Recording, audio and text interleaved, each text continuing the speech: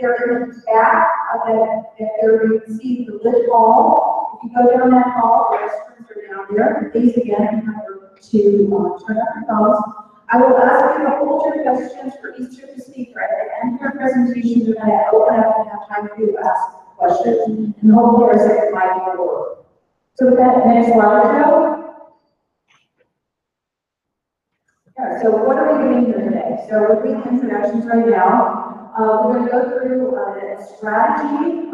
We sat down as a team and came up with a strategy for the next 100 days, give or take. We'll have another break, and then Charlotte, which Doug is doing strategy. Charlotte's going to talk to you about language, we're going to talk to people. We're going to talk about building bridges through language.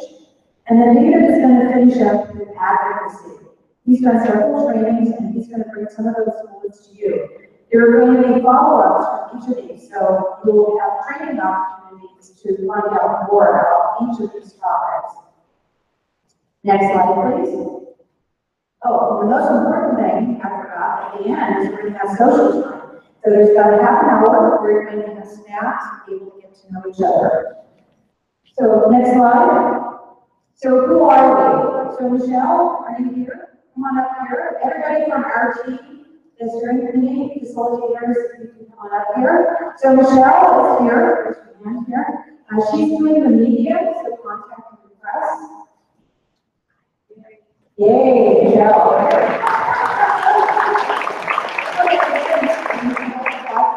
Joe, go ahead and cycle through, please. And then we have Doug over here who's doing direct action.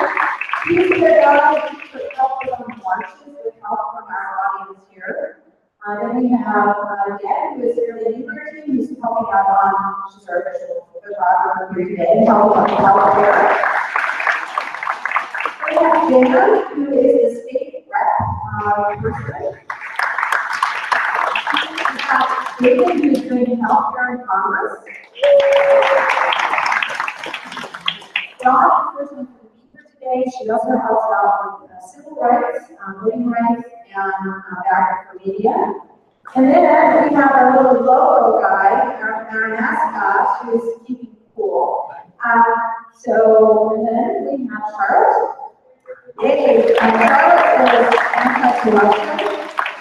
And then Shirley, I'm Suzanne, and I do communications. So we're actually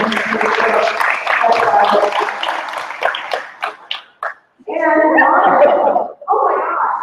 Okay, so Murphy's Law, I'm going to come on up here, we're going to do something special. And she's key because when we did the survey, you wanted us to focus on environment. That's Rhonda. Rhonda's right here.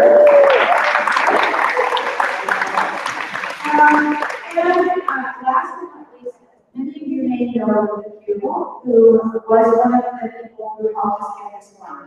Unfortunately, due to health issues, she no longer participated, but I wanted to recognize her because she was instrumental in helping us get it. So let's give her a big applause. Thank you, everybody. And next slide. So what are some of our accomplishments? We've been doing a lot, along with the rest of the nation. But we did several marches. There were approximately 6,000 to 8,000 people who attended the Women's March International. Who here was there? I see some pussy hats. Thank you all. Wow, back there. But we also wanted to do local marches, and everybody was surprised at the turnout we had. It was great. We had about 250 people here for the tax march, 300 people here for the March for Science, and 60 people were in conjunction for the March for Truth. Now, we did get some middle fingers, but there were many more honking cars going by, waving at us and saying, keep up the great work, keep doing it. We had people just walk up and join us. So it's something new for our community to have this happen, and we will continue to do that. We will continue to do local marches, and we will ask you to help us do those, come up with ideas and participate. The other thing that we did is we've gone from 0 to, we have 605 members who signed up on our webpage that participate and receive emails through our current action. So how many of you get current action? Whole bunches. So we did a survey, thank you all. And if you aren't getting it and you signed up for a CD during the social hour, we did a survey, David sent out for about 200 people responded to that. 80% of you said that that's how you get communications from us. So if you have suggestions or want to give us feedback or something that needs to be posted, email us at team@indivisible.com.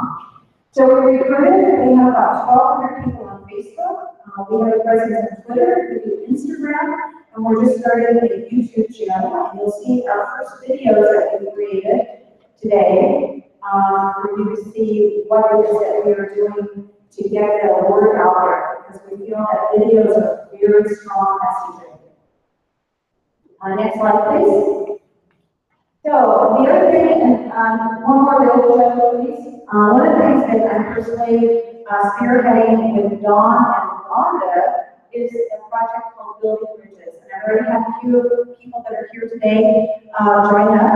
We had a meeting with the Roll Valley Republican women, and we're looking at doing some joint fundraising with them. We want to start building bridges, and we want to advertise that blue and green and red and purple people can all get together and do something good for the community. We want to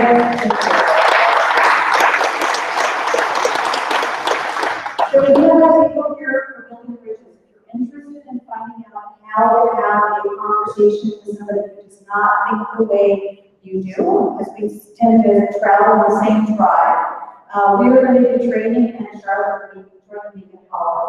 We'll talk about this a little more. The other thing that we've done, when I say we, that means all of you, not just our steering committee. This is you doing things. You've gone to Medford for the Resist Trump Tuesdays. They were every week for the first 100 days, and now they're the first Tuesday of every month. The other thing that we are doing, and the fourth Saturday of every month. Thank you very much for pointing that out. So we put this into the calendar. They also have their own website. So if we want to find out more what the topic is, we try to keep current on that. The other thing that we've done is petitions, emails, calls, letters to the editor. All of those things are very powerful. The question I asked, and Dave's going to talk about this one, advocacy. What is it that you can do? We have a picture up there on the far, so that would be your right. That's Elizabeth Warren. Those boxes are petitions. That's what happens. Our representatives use those for messaging. So go ahead and next slide. And David, I think you're up here. Oh, I have one more, but you can speak to this too. We had, do I from candidates first? Yeah, so our Congress team has sent out a standing invitation to anyone running for office in District 2 or any party to come and talk to us and meet with us and tell us a little bit about their job. So far, we've had 3 of the 4 of their candidates. We have not heard very well. I'm sure it'll show up. So, question: who would be start to talk? Oh, easy answer to it. So far, we have Michael Byrne, Jim Prairie, Chris Van Dyke being last Tuesday, and last is Rachel Torres. I've been working with David down here later on this month. Next slide, please. Next slide. So what we have is we provide training. So we have a group called Results.org, which specializes in training people on global poverty and hunger. Come down to talk to us about what they learned in 30 years of advocacy. We had about 50 people come to that training, and it was really powerful. I worked with Cheryl Walker, providing some training to our members about a month and a half ago.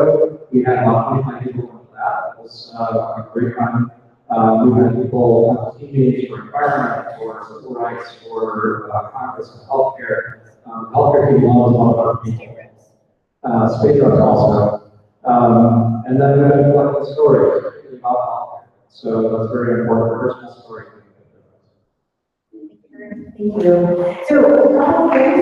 Thank you, David. We do have cards. We need to build membership. We will survive if we have numbers. We need people because you burn out. Maybe you help with letters to the editor, but you go on vacation. You need somebody else to step out and do that. So I encourage you to pick up a card, even if you have one, and pass it on to somebody. So we have 600 members. We have 125 people here. So if you each hand out a card to one person and have those people join us, all of a sudden we have 700 members. So that's the way we will grow and stay a viable organization.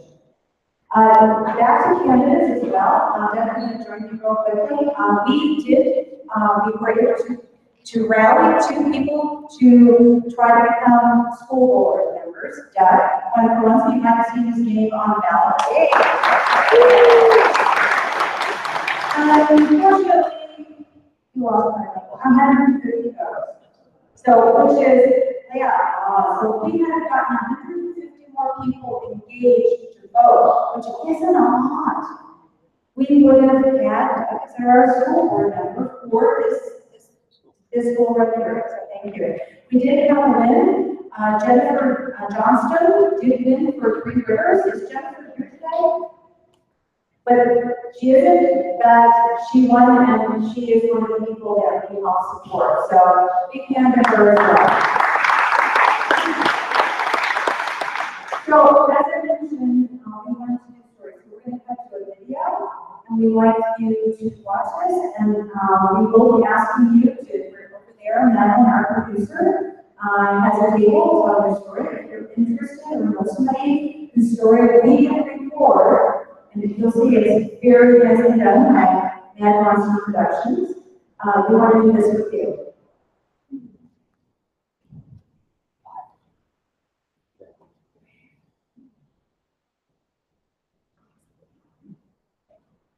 My name is Jennifer Roberts, and I'm Grants Oregon, since 1975-26. 4 years ago, my youngest daughter, Miriam, started having some very bad headaches. And at the time, she's preteen, and preteen gets bad headaches. But they started to get a little bit worse. And I remember that it was on Friday, so they had and she was really sick. They had to come from school, and she was vomiting. We decided to take her to the doctor. The fact that we had insurance made a huge difference in that decision. We didn't hesitate. We felt perfectly comfortable taking her in for primary care because we know we covered. They tried to get her some minor medicine, and that didn't work. She couldn't get away over the weekend. By Tuesday morning, I realized that something was very wrong, and I found a very large brain tumor. And within 2 hours, we were on the road to Fort Lauderdale Northern Children's Hospital. That was the night of the surgery. We started to know what the tumor she had, and how she would be having to follow up therapy or follow surgeries. And so the future was really uncertain. And the ACA just passed, and I remember thinking that if she survived, that she would have a future. That she wouldn't have to make decisions about her schooling or her employment or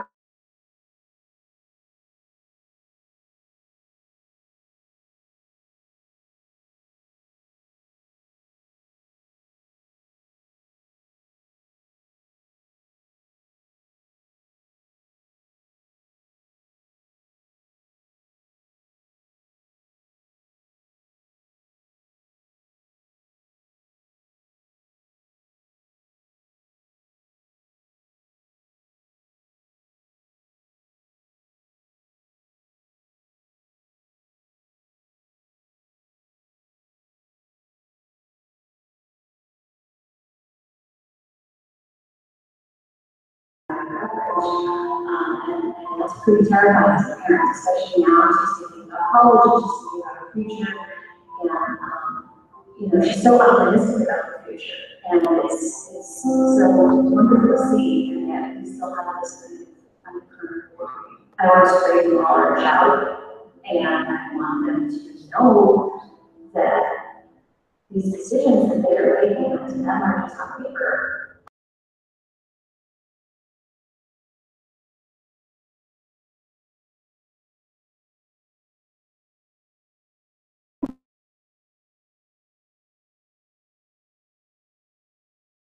In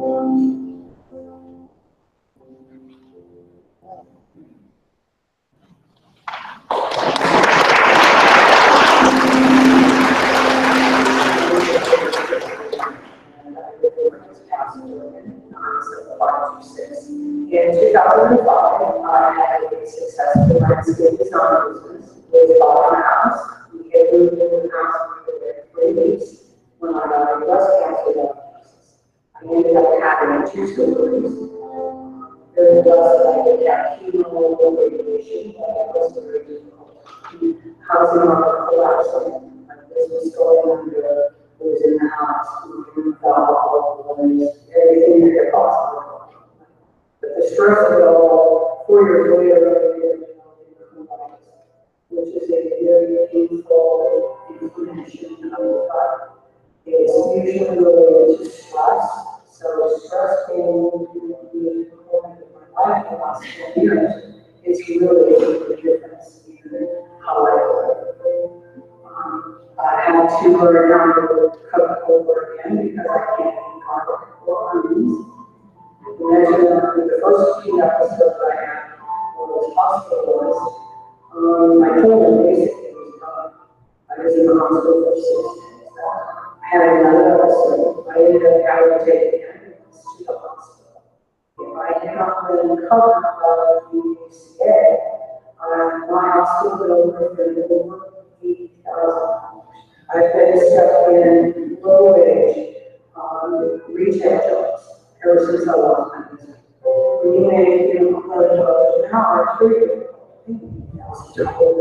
it just wouldn't happen. So with the AHCA, if they do away with the Medicaid expansion, that will basically take away my coverage. We'll end up homeless if one of us goes in the hospital because we can't pay for it. The cost, the H-tax that I would have to pay, the out-of-pocket and the deductible for over my age would be more than I make. I'm angry and I'm frustrated because I paid into the system ever since I was 16 years old. I've been cheated, I've been lied to, I lost everything else. If you take this away from us, I'm angry so hard people who feel like we were some sort of wall fail. It could be you. There was a grace of God for you. I'm sorry. If I was like serious, I could die. I could die. Is that what you want? I mean, honestly, is that what you want?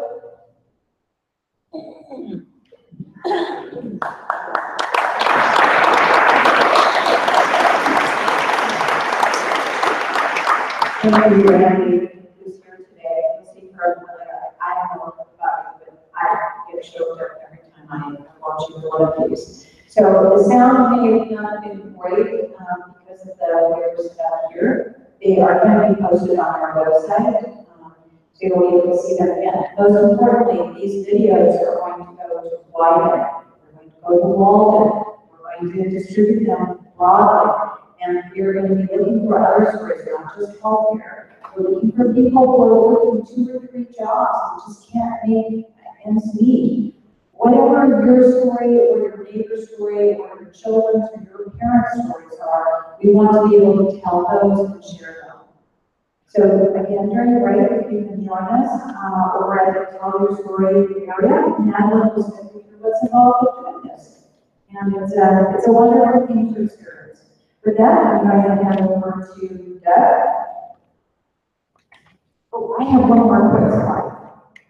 Joe Zip. I have minus 30 seconds. So let me pass. Yay! So he doesn't care. There's not enough for the pass in our area to pass them. Republicans did it too. So there's a lot of Republicans out there. We have to find them and we have to build bridges to those people. They're the ones that are going to team up with us. Go ahead and fill the slide. We are part of a 3-year effort. There are over 6,000 Seattle dots, those are other indivisibles in the United States. You know, Puerto Rico, Alaska, Hawaii, they're everywhere. And David has the shirt to prove it too, so if you look at his shirt, it's there. Joe, go ahead to the next slide. So we have a mission statement. I'm going to let Doug come here.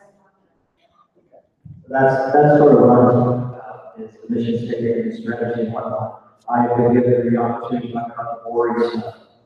So I'm not only nervous, but I talk about the boring stuff. Okay, so I'm going to try, I was told I was to be a game show host. And you jokes before I talk about the boring stuff. I'll be looking to come up. So I'm going to be a contestant in the first phase of the game show. And Beverly, my wife's name is Beth, so you come up here and be the first contestant, okay? Then I need...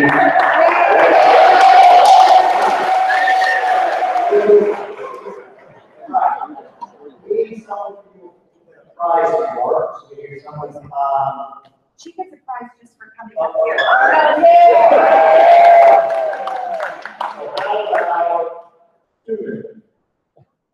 No, you're not wrong. You're just going to win a prize.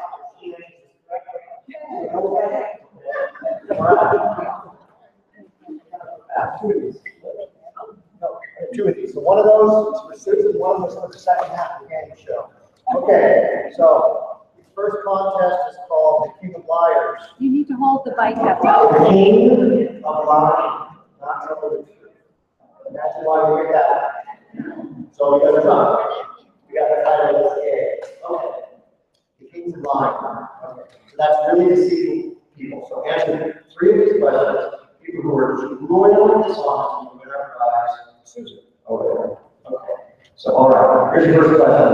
In 2014, French authorities launched a month-long investigation into kidnapping that was based on a lie. Which of these was it? The woman was embarrassed. A friend spotted her on a date with a dorky guy. So she said he had kidnapped her. B, a young boy who made up a kidnapping just to get out of going to the dentist. Or C, a couple who wanted to visit Paris, but couldn't afford the fare, so they said they were kidnapped so the police could take them home. A, B, C. The bad day, the kid didn't want to go to the dentist, or the tickets to Paris. And the A, when you're sure, call them. B, your friend said B, excellent choice. B, yes,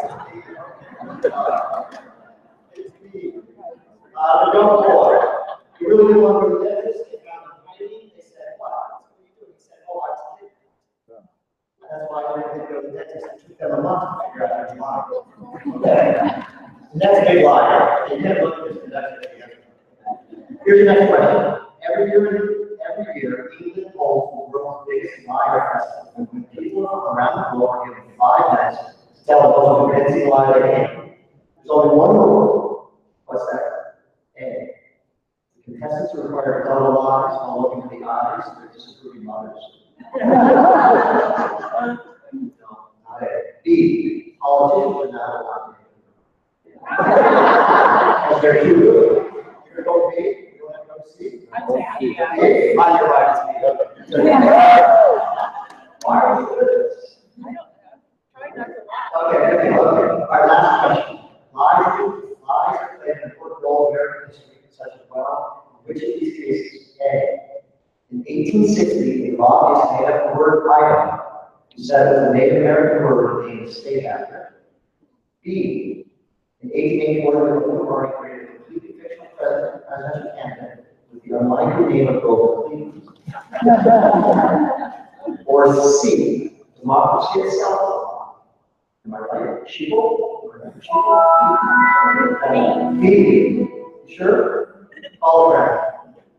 Yes. I don't know what they are. It's not an Indian name. You're right. You want Susan?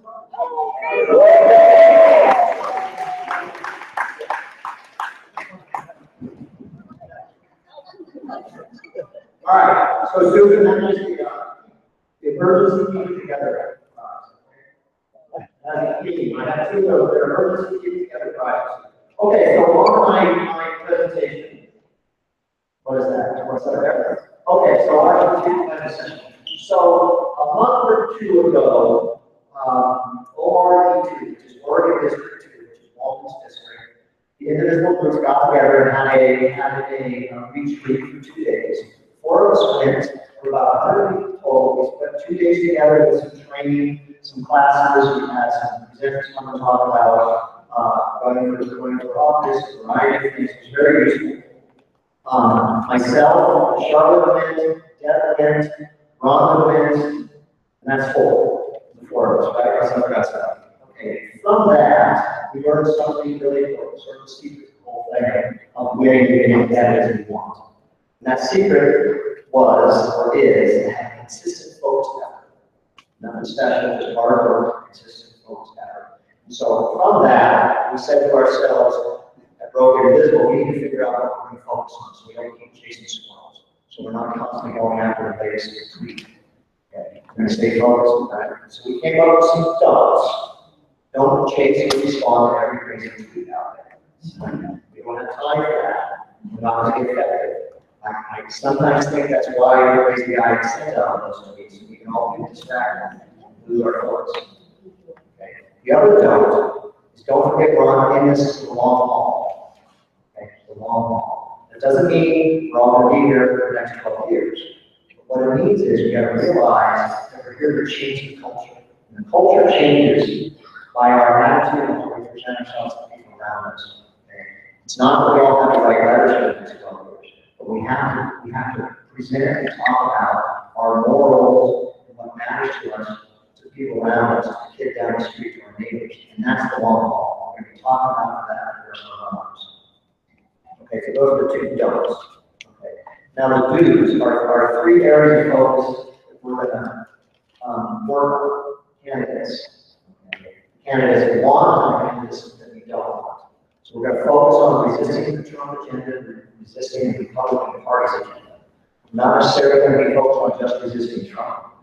Because once he goes away, then what do we do? We're going to resist the negative parts of the Republican Party's agenda. Okay. We're going to focus on replacing wall.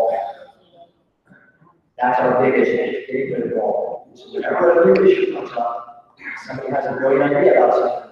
We're going to say, does that fit into the point of the sphere? And we're going to poke a hole in the aspect and try to shove it out the door. Does that help that sphere? If it doesn't, we're not going to do it. We're going to be a big tent, we're going to bring people in. But if it doesn't help us get rid of wall, which is going to then resist the Republican agenda and Trump's agenda, we're going to try not to do it. Okay, so hopefully we don't step on those and piss people off. That's sort of the reality. We got to stay focused. Okay, the third thing in that first one is we're going to recruit, train, foster, help, bring in people to be candidates. Myself, I ran a school board, I lost. I didn't work hard. I had a lot of things on my plate at the time, and I didn't get those off the plate and focus on it.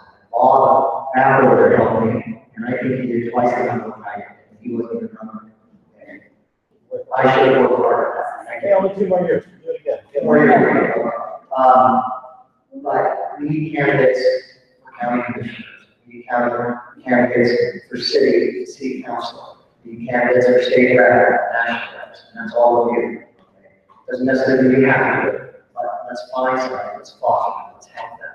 Okay. And I personally think that the sheriff's tax levy passed because of the candidates in the county commissioner's office, Willie Morgan and Dan Young, and how hard they worked to make that happen.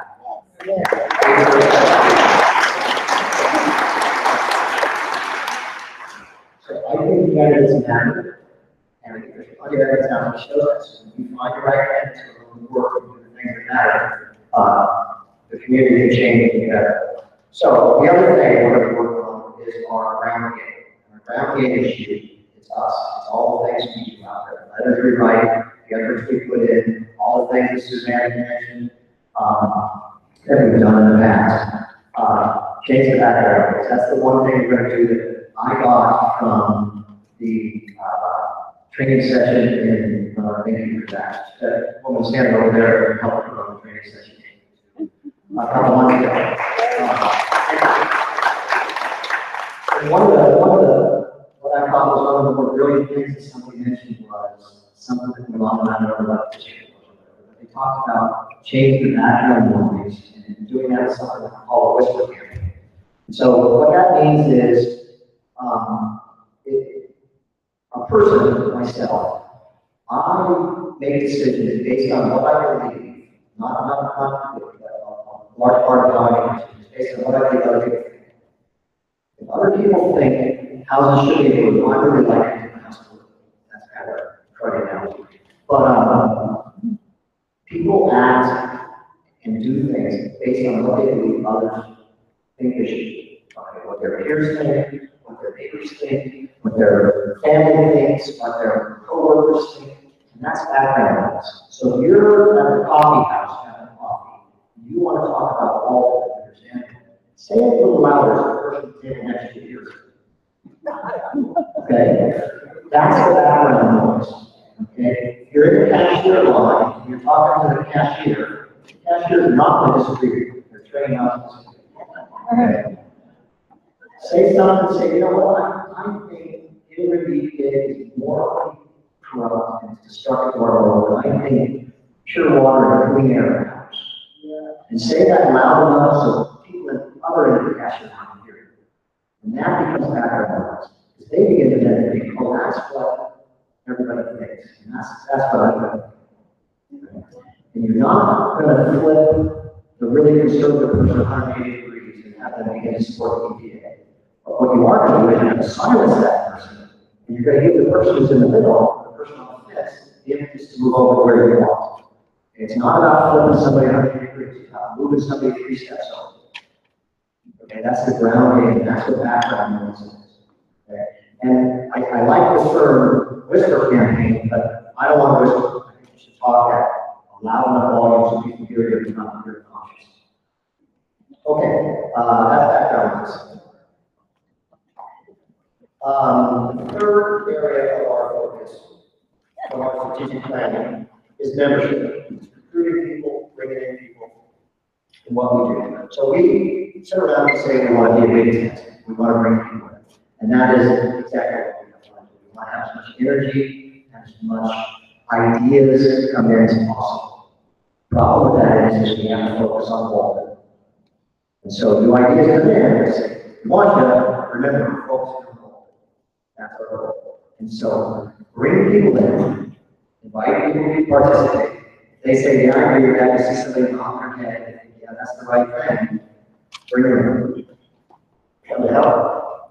Am I done? Okay. Well, okay. Got one more day now? Okay. I got one more. Good, I'm done. That's so nice. I need somebody named Mike. Is there a Mike in there? Mike. You're Mike. Come on, Mike. We need a Mike. Right, Mike. Okay, Mike. You are playing. You don't get that. Is there another Mike in this? Raise your hand, Mike. Second Mike. You're playing for him. No pressure. All right, that's for him. Don't focus. Okay, so 3 questions. This is about courses. Still being dead. All right. Okay, so here's your first question. Courses can be very useful. They can be, as they're used to what? A, test out yoga pants. Lululemons. Okay. Give directions on Mount Everest. Or C, drive your car for runs. Yeah, sure. Sure, I want to see. Drive your car for runs. See. It's Mount Everest. Okay. Work on Mount Everest. Okay. So work is identified on Mount Everest. Don't decompose. Because it's too dry and cold. There's no insects, so they're used as my house.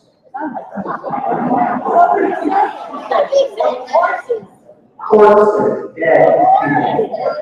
Oh.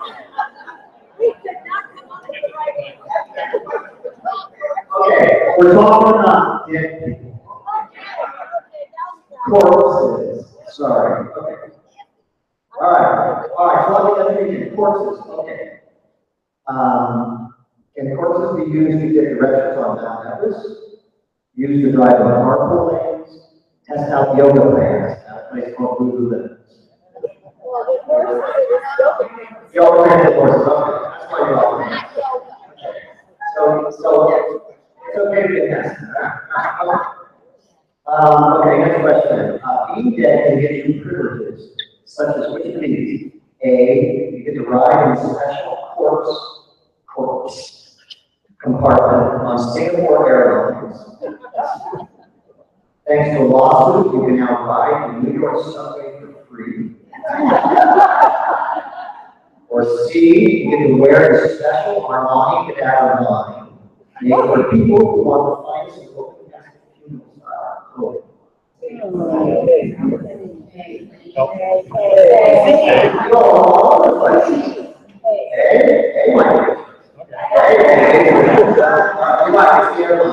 So Singapore Airlines fly the longest route in the world from Singapore to LA in 17 hours. So they decided they should have a compartment ready in case someone dies.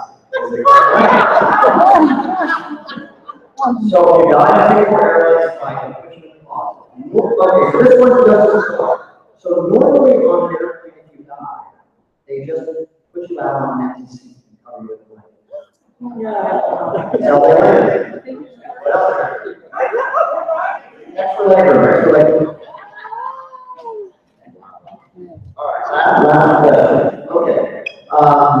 In 2010, authorities in Japan discovered a mummified man in an apartment in Tokyo. Why did they find him? The place suddenly became really popular with cats. B, they went there to congratulate him for being Tokyo's oldest man, but discovered he died in 1872.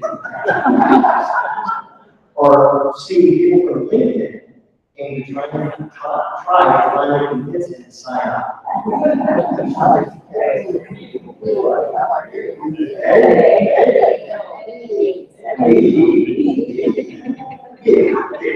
So yeah, right. They went there in Tokyo's oldest man,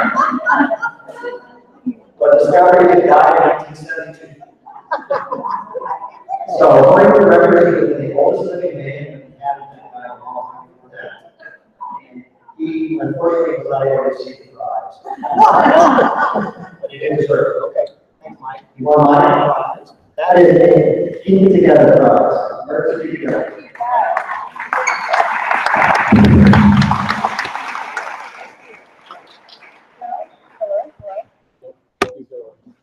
What happened? Hello? Hello, can you hear me? Hello? Hello? So it's time for a break? Nope. Can you hear me? Okay, it's time for a break. We're going to give you about 5 minutes. Restrooms are back there if you need to stretch your legs. We do have this little questionnaire if you can fill it out. If you have filled it out, if you could drop it off at the front. Okay. And we're going to cover. We're doing questions and someone's got their hand up. Okay, Q&A. Any Go. questions? Somebody have a question? Before? Did somebody have any question? Yes. Hello. Yeah. No, go ahead. We're going to go ahead. If everybody could.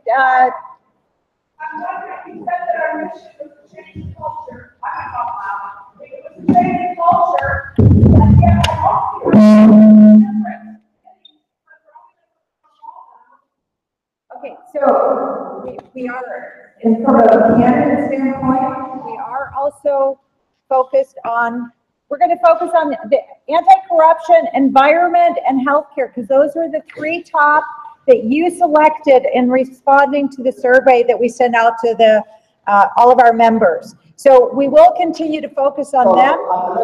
So you're right. We're saying we're going to focus on three things: candidates, the ground game, all of you, and then more membership. We're going to focus on those things. There are three topics, three areas we're going to work with, and that's healthcare, environment, and right? Does that make sense? Does that make sense? Yeah. Makes sense? Good. So that's sort of it. Right. Okay, so 5 minutes, and then we'll call you back in here. Thank you.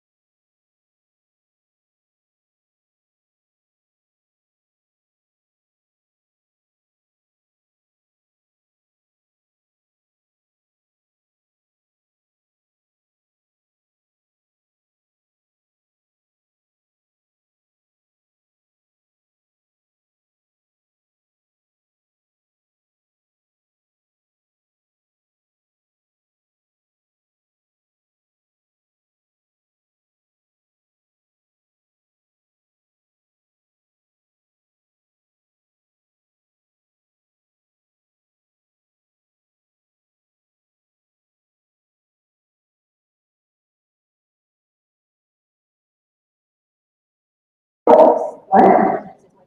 Yes, let's break it down.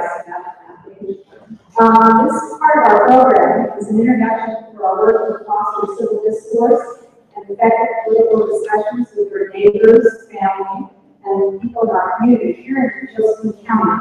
Many of us have simply not known what to say. Those whose political politics differ from ours, not just because of the high political tensions of our times, but also because some conservative ideas can seem involved to many of us at times.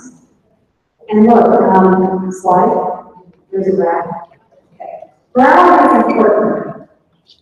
If you think about it, all political discussions are really moral discussions. We now have strong political groups who are set up and keep strengthening their moral battle lines. Instead of a deliberative process, we are building walls all over this country, and these walls have extended down into our communities. We can begin to talk with each other because we do have common values. To do so effectively, we need some background information and then the direction to move forward. So John Cade, a moral psychologist, has been researching morality and politics for several years.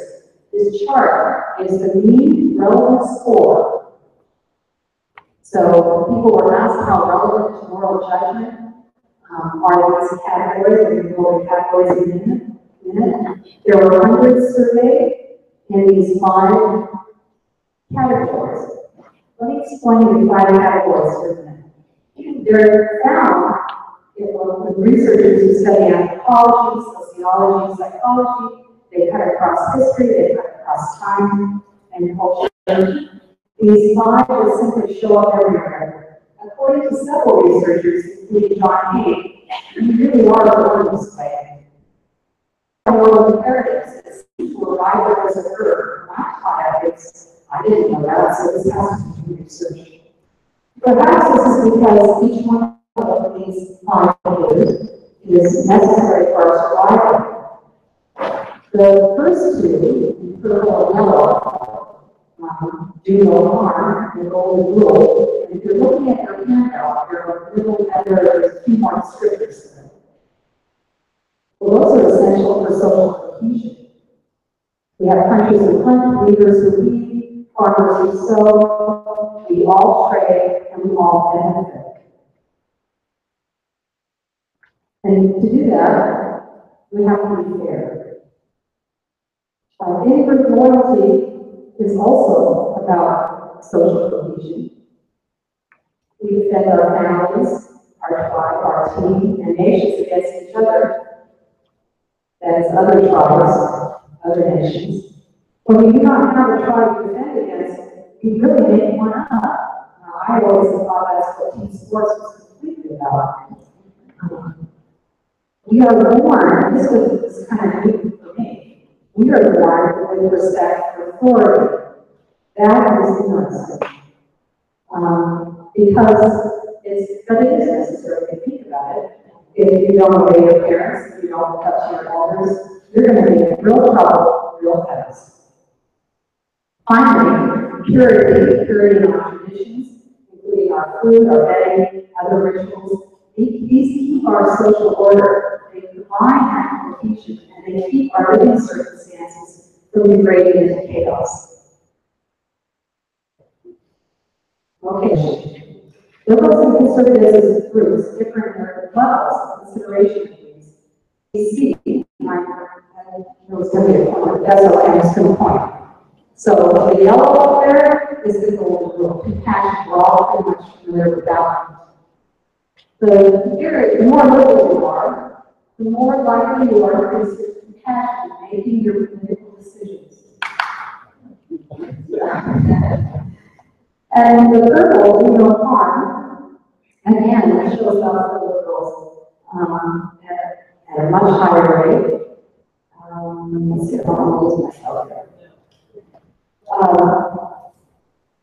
It is more important, those are both more important to liberals, and that's pretty significant, isn't it? But conservatives are not amoral. They are making moral considerations.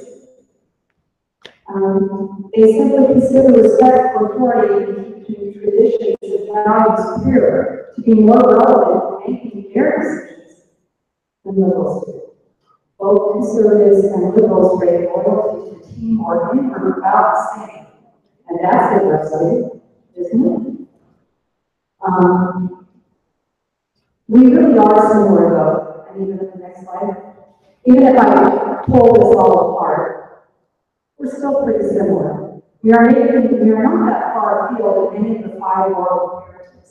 Remember, these imperatives are found in every single society and culture throughout history. What conservatives have done better than liberals is to frame the debate by using language that effectively evokes these moral concerns. We have a lot to learn from our conservative friends. Conservatives fund more political research positions in universities. They have 3 to 4 times more think tanks, and representatives in those think tanks are on our news every night. They have been working since the 1960s. They have been working consistently and thoroughly to put together a winning team.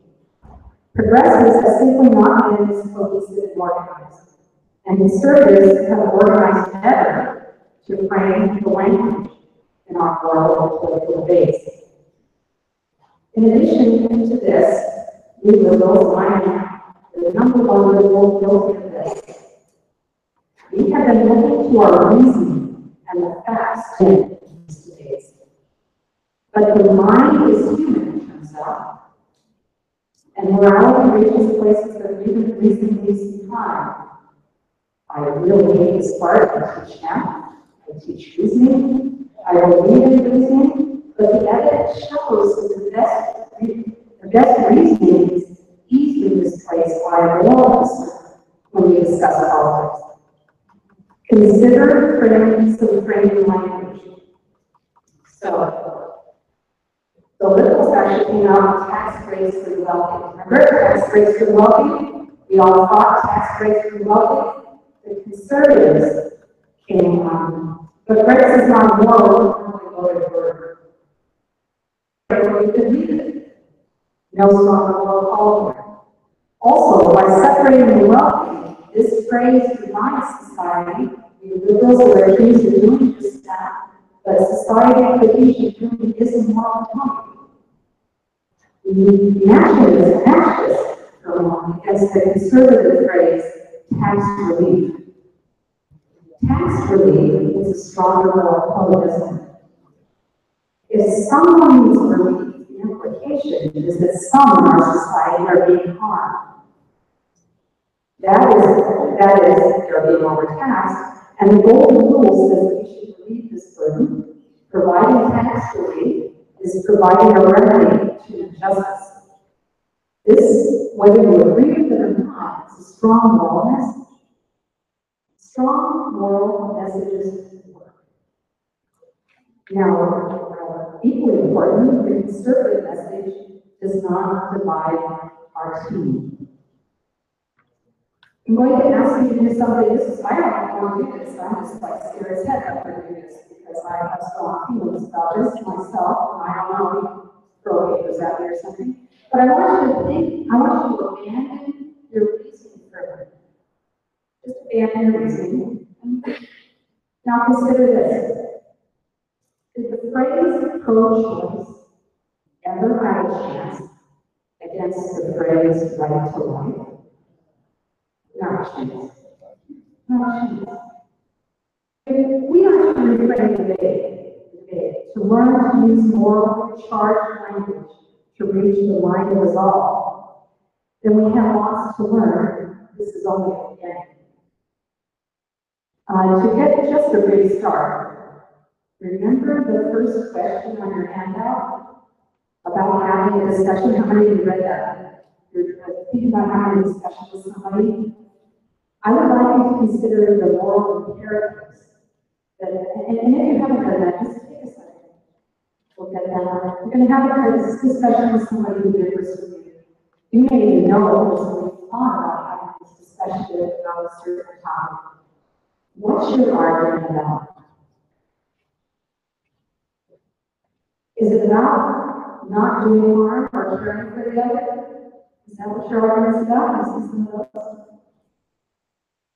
Fair, not cheating? Oh, I see lots of those. How about being loyal to the people in your group? How about respecting authority, following laws and rules? I see some of those, and I'm very much pleased because how about keeping the things sacred and pure, stopping degradation? You know, it came out either. I had no idea how this would come out. There's the research and like the graph. Oh, the slides came. Never mind. But like the graph showed, I thought you all for those top two. But it turns out it was pretty even for when we had it come out here. So the next question is, could you strengthen your moral call or use another one of the moral imperatives to support this position? And I'd like to give you some time to do just that. I'm not sure how much time I can ask for now.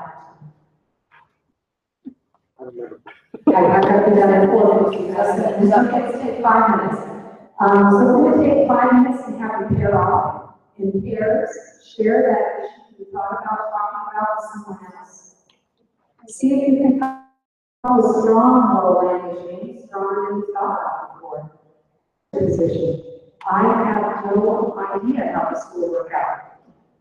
Today, let's give it a try for 5 minutes.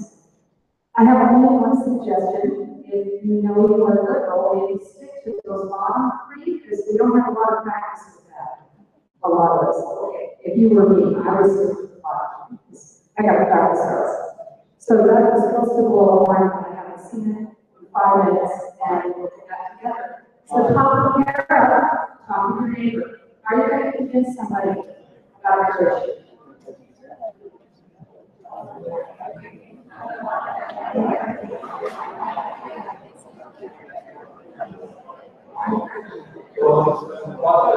There's a black yellow backpack that belongs to someone. You need to say it again. There's a black yellow backpack in the back corner.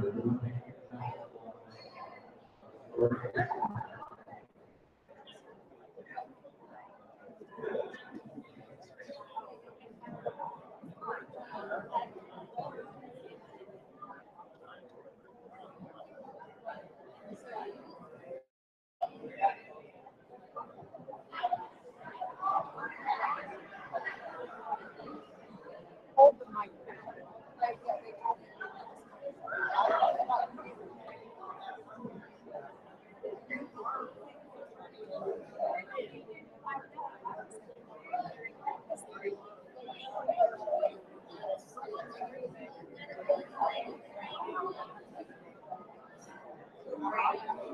Next time.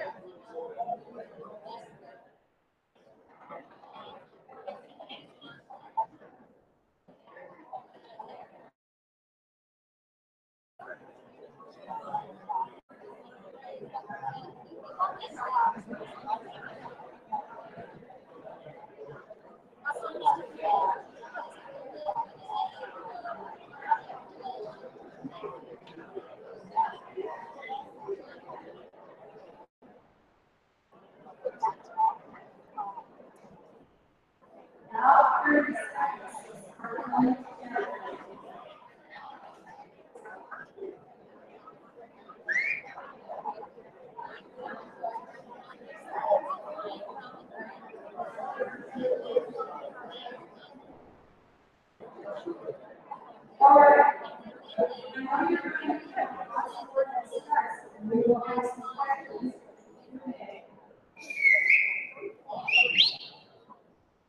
Okay.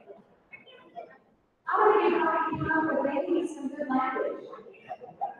Are a little intimidated by the okay, me too. If you can come up with some good language or something you'd like to share, please write it down and give it to us. We're really in this together, and we're just starting ourselves. We don't have time to talk this whole thing through as a group because after all, Sunday, we're really nice afternoon, grants passing through this month. So just make sure you hand it to somebody over at one of the tables. I hope nobody felt overwhelmed with this activity. It's like me though, I know we're at the very beginning of learning how to do this. How to foster civil discourse and effective political discussions in our neighborhoods with our family and friends and our whole community here in Josephine County. Building bridges is part of what Local Indivisible is doing. It's a new breakout group. There will be meetings to do just this, and our first meeting to us. So who's going to sign up? Really great. Oh, raise your hand. First one here. That's right. Okay, so remember to do lots of social stuff during the social hour. I'm going to be giving you prizes if you see you talk for a while. Charlotte, thank you. And with that,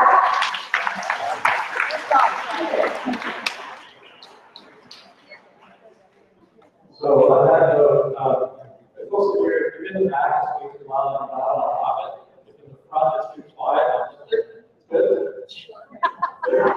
I'm trying to find a happy medium in Charlotte's words. I also noticed that the leftward side of the audience is much heavier than the right.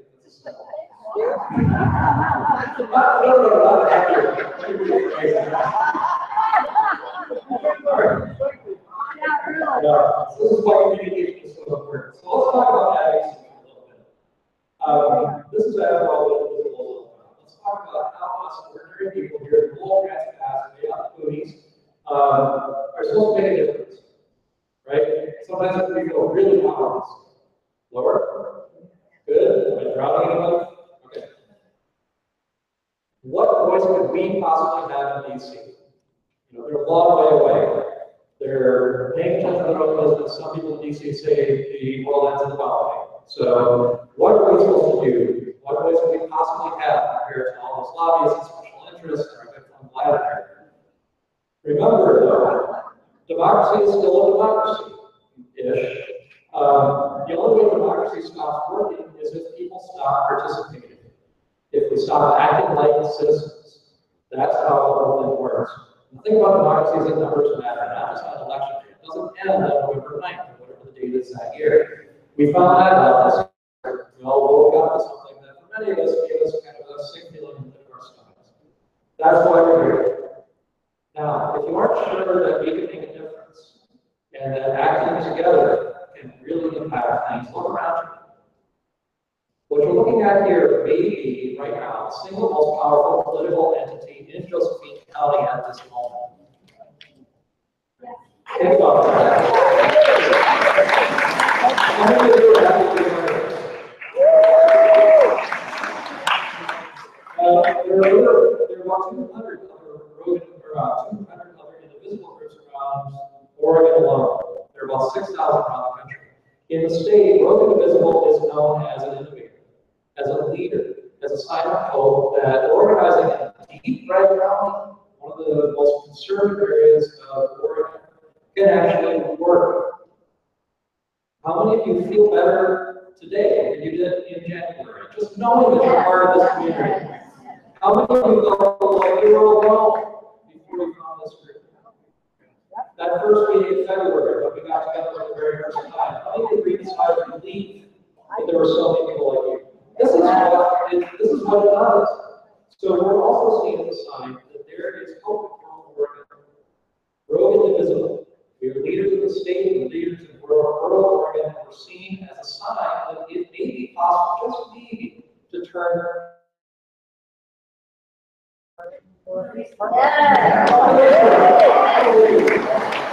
So Indivisible seems to be really in the room right now. I mean, there are local leaders all across the Indivisible County who are looking at us as a way to rebuild parties, to rebuild progressive politics, moderate politics, to build rational voice back into our political climate, particularly here in this county where it's been missing. That's been missing for a long time. Members of Congress have started to recognize that Indivisible is a great way either to pack their crowds of smiling people if there are people like it, or this is the sort of congressman who sells out constituents to the money interests. They may see us as people who maybe they want to go up on the rooftop to avoid us, or down on the back corner, or to avoid all those grandmas and the pussy hats. What's that? Oh, that's right. Hey, I was waiting for that.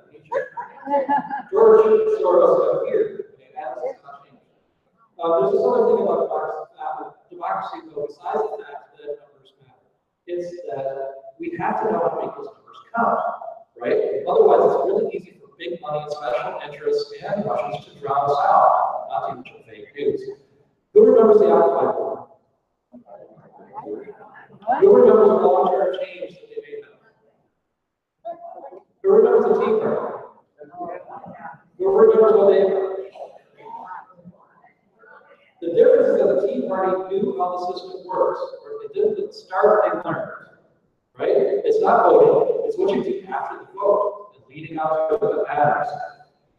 Whether you agree with them or not, they use political savvy, they use knowledge of the system, they use knowledge of advocacy to move the entire Republican Party, the Congress, the courts, most state legislators around the country, most local governments around the country, all the way to the right. Very hard right. And and the elected executive branch. This matters. So, however we feel about the Tea Party's politics, they change our country. We want to be more like the Tea Party, not the Occupy movement. The difference is, we want to be like them, but embracing the values that made our country great. Tolerance, inclusion, diversity, compassion, justice, integrity, truth, science, and equal rights for everyone. Am I right? So let's walk against the rules. Before I'm done with you, about 11 minutes or so, you'll walk away at least 3 things. Promise. 1, 10 advocacy tools that can change the world. When I talk about advocacy, I should be able to say without stuttering. 2, what members of Congress really listen to. And 3, what's super duper grade A, impossible to ignore, pain in the ass to the legislators when you call them. Right? Ready?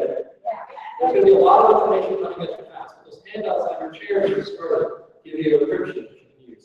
There won't be a test before you allow the people to promise. So, among my day jobs, 10 tools for advocacy. Right? Good. Let's go.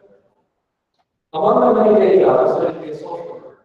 There's a course at Trump University that promised to make me rich. I'm sure we can retire anytime. But besides the potential to get massive rich, social work has a lot to teach us about how to be really effective advocates and community organizers. If you don't think this thing can work, remember what Barack Obama's job was before he ran for office. He was a community organizer, right? So either he was a really overqualified officer, or he was a half-trained social worker, depending on how you want to look at it. So, based on the lessons of social work, here are your 10 tools to change the world out there. Community development. This is working locally to solve a local problem, such as the need for, say, libraries and public safety. Right? Think about this. After 5 failed attempts in a row, and who knows, somebody here knows how many before that, the public safety mayor finally passed in Chesapeake County. Now, I for one give the lion's share of the credit to the library people. Are there any people here? Let's get these folks. This ran was the most powerful campaign in the history of this county, as far as I'm concerned. But I'm also told that Indivisible has something to do with that.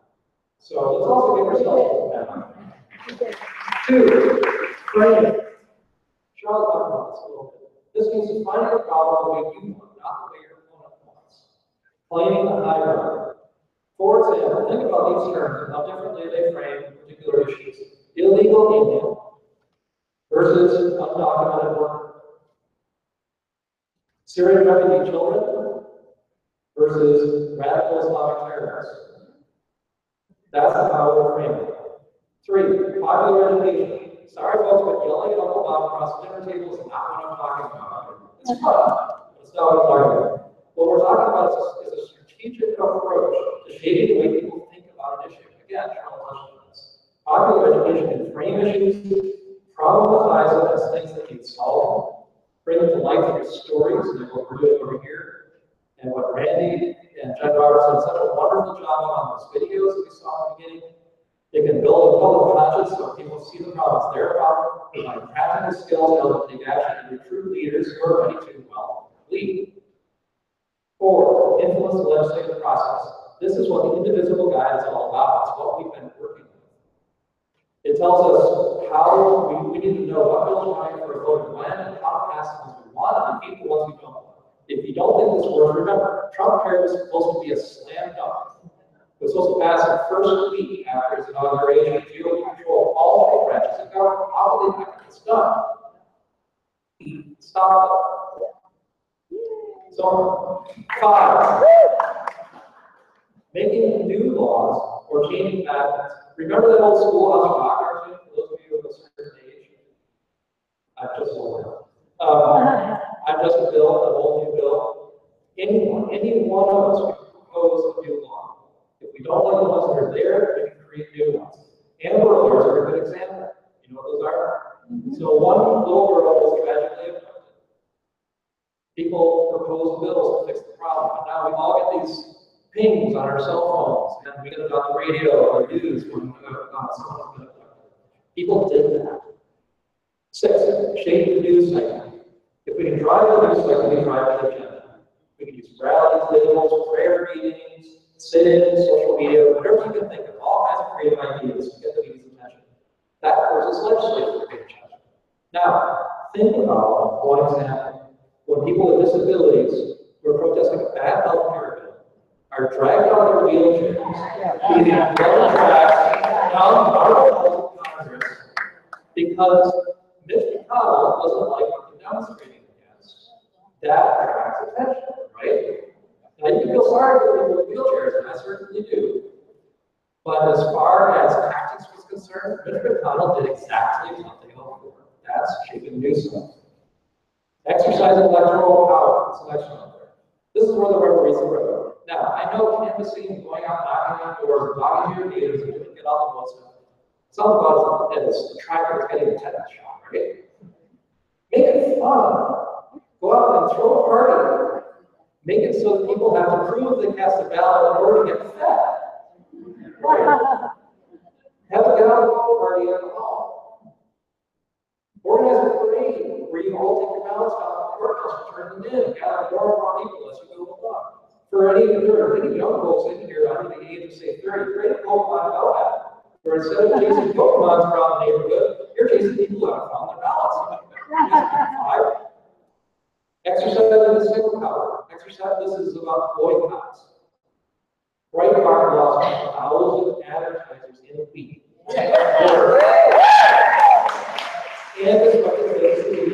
If Congress isn't listening, come up with words until they do. Phone calls, sit-ins, meetings in front of their offices.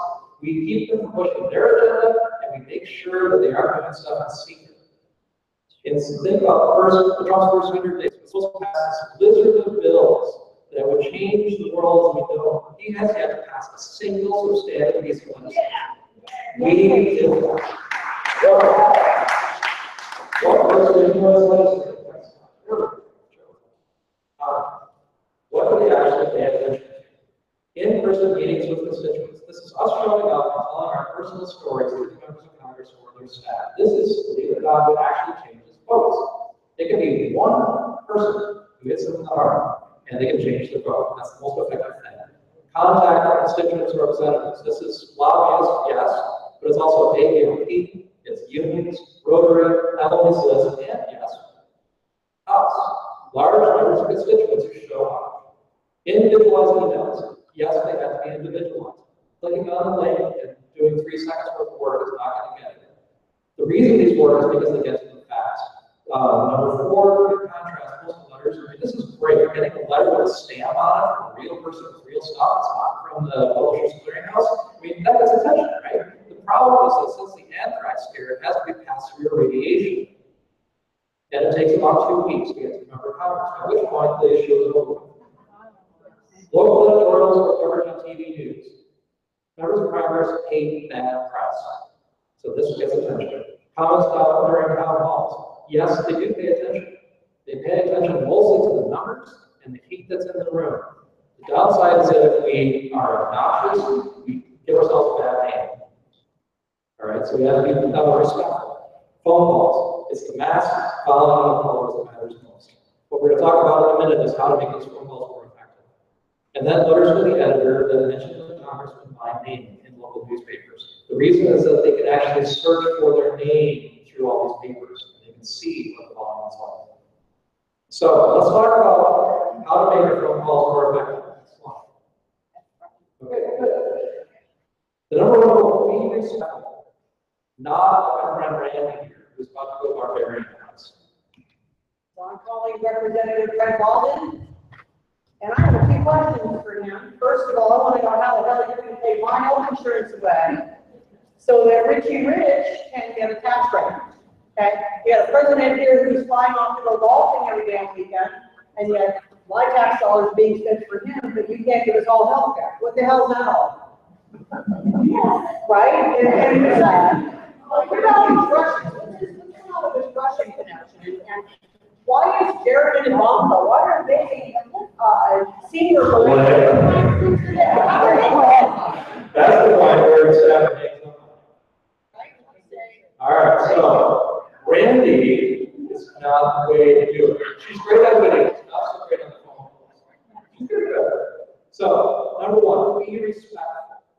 Number two, ask who you're talking to, take down their name. Take notes, especially if they're making a commitment or a promise. Identify yourself as a constituent. This is important. If you don't vote for them, they don't care as much. They're exceptions, but tell them what you're talking about. And limit yourself to one topic. I'll agree with you. Rants really don't help. Make sure the issue is current. Congress has an attention span about the size of Trump's tweet. So if it's happening next week, they don't care. Make sure that you're telling personal stories, something that hits them in the gut. That's what you need to vote, remember? Make it direct and ask. Tell them what you want them to do. No one likes to be talked at without knowing what they can do about it, including my wife. Demand an answer. If the staff can't give you one, they usually can. Ask who can. You want the number of the senior staff who handles the issue you're talking about. That's gold. Ask who handles healthcare.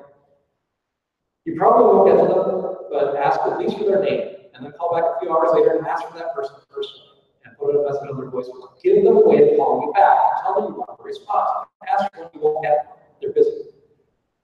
Tell them you want to follow up, that you're going to follow up and do so. Tell them you're going to be on like a cheap suit until you get an answer. All right? You're not going to go away. And if you don't get an answer after several tries, do follow up, and then tell us, and tell your local media that they're ignoring their constituents. That's news that you're about. So, the past minutes of firewalls, you've learned 3 things, right? 10 super secret ninja tools, effective advocacy. Where I can tell you, but I have to kill you. Sorry. What other officials actually pay attention to, and how to be super duper persistent when you call your Congress. Now, here's what we'd like you to do with this information when we're done. The Senate finally unveiled its secret plan to pass Trump care on Thursday. This may be the single most cruel piece of American legislation since the end of slavery, at least since Jim Crow. Tens of millions of Americans will lose access to health care. Those that don't will see their costs rise so sky high that they're going to have to choose between food and chemo. So use these tools that I just taught you. Use the cheat sheets that you got. Use the tables around the back to choose your issues. Make phone calls. Organize parties to write letters together, make phone calls together. Get on your cell phone right after you leave this room. Call your senator, your member of Congress, whatever you can do. We need to act, and the time was yesterday to do it. All right. Do we have time for questions or no? Okay. Questions? You know that Biden and Berkeley are going to vote against it. it, so why should we call them harassment? Because they need us to have their backs. It's not what they're asking. It's the thing. So when they go on the floor, they can say, we have received thousands of calls from our constituents saying it is not fair to cut off our health care and put our children and our grandmothers at risk in order to give a $600 billion tax cut to the rich. They can go on the floor and say that. They can say we've gotten testimonials from our constituents about how this impacts them. And here's one. If this doesn't make you cry, I don't know what will. They need to know that we have their back. And they've asked for our stories. They've asked for ammunition that they can use against their fellow senators when they try to get this bill defeated. So they've also said that the volume of our phone calls has slowed down to a trickle. They were overwhelmed. Their staffers were just overjoyed at the beginning of this, after the inauguration. They said we've gotten more calls in a week than we normally get in a quarter. But that's slowed down to a trickle. So we need to keep it up. So I think right next to you there was another question. Same question? And Bell? Same question? Numbers do count. Yes. I contacted my Collins office at 5 cents regarding it. I don't know if I did good, but I contacted them like Yeah, that's where I mentioned the exception. So if they have a national office, Senate Majority Leader, the Speaker of the House, chairs of important committees, particularly like the Investigative Committee, I think that's Trey Gowdy now in the House, people like that, you can call them. And you can say, as a voter, as an American citizen, here's what I want you to do. You have the right to do that. Now, if you're not their voter, if you're not their constituent, are they going to pay as much attention to you? Probably not. But the volume of phone calls does matter. At least one of those committee chairs is simply disconnected his fax machine because it was getting overwhelmed. And she cut off their phone, their voicemail, because they didn't want to get the calls. I think you better out. So you can shut them down with noise. Will it change the way they vote? Maybe not. But there's always a shot. Now, here's what you can do. If you know people in those 10 states where they've got Republican senators who are potential swing votes in this matter, you can find the list at indivisible.com, indivisibleguy.com, on their action steps. If you know people in those 10 states, have them call their senators. Call your friends and family in Nevada, Arkansas, Maine. If you know people in any of those states, tell them to tell their friends to start calling, because that's where we can really have that impact. Anyone? Back. How do you get through to a local legislator, woman that's holding up a vote for state board that we don't have to do that call, whoever is the popular. National popular vote? Yeah. Yes. My understanding is that one woman is holding that vote, keeping that vote from coming to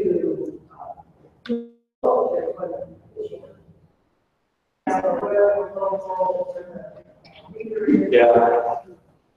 There are two things that I'll say, and then I'll let Suzanne say the last word.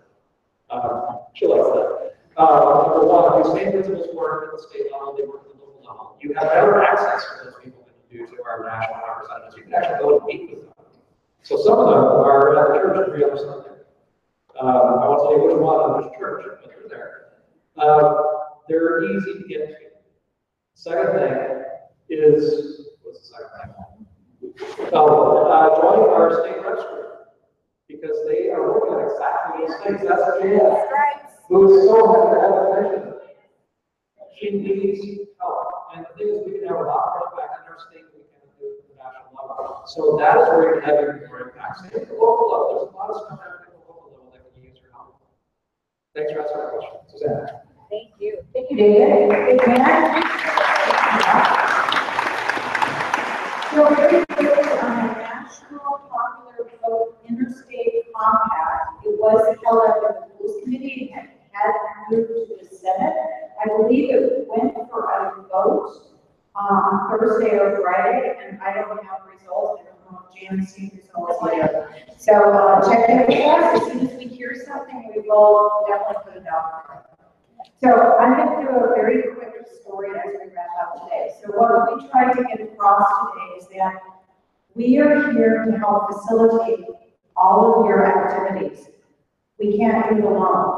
Not only can, and there's a few steering committee people, there's a few people here. We really need to recruit and we need your help to get more people because as you hear, there's a lot to be done. I know that everybody feels a little fatigued. I personally do. Anybody else here seem overwhelmed with the daily news? You open up the paper every morning, you feel discouraged.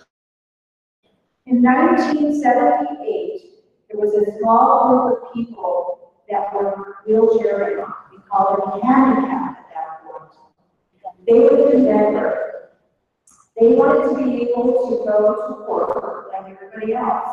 They had jobs, they were paying taxes, but they didn't have a consistent way to get to work. Some of you heard the story.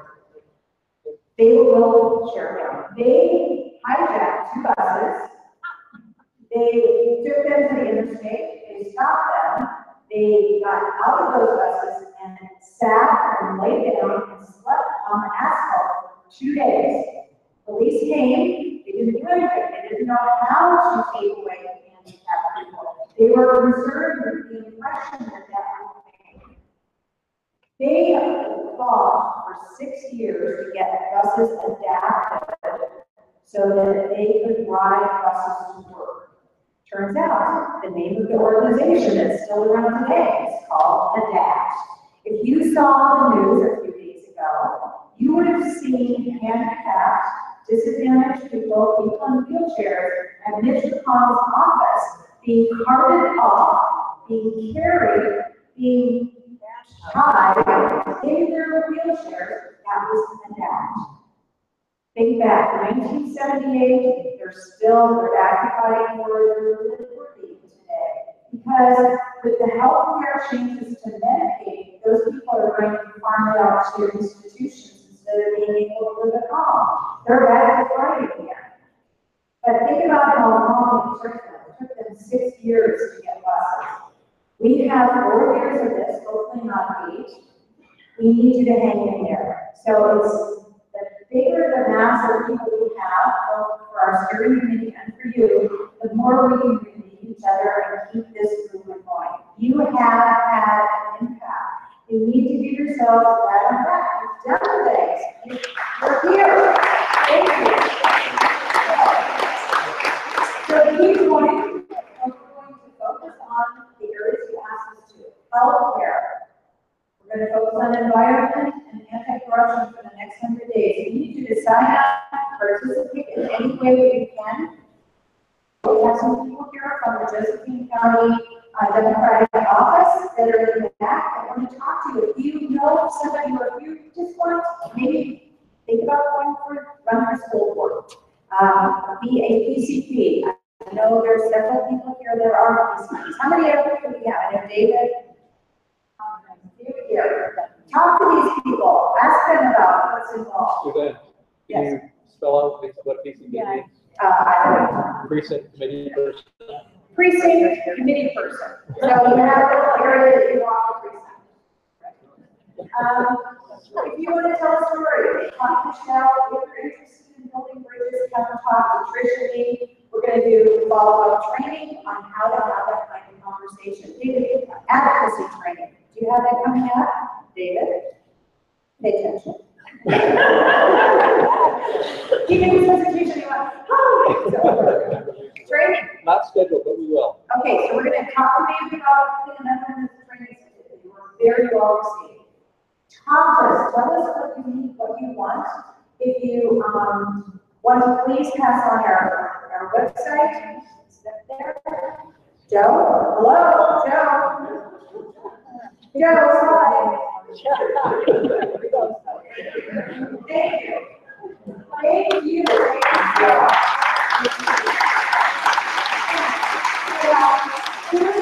Please go there and meet other people here. We're here to audit, so meet us and have a great time. Thank you again. We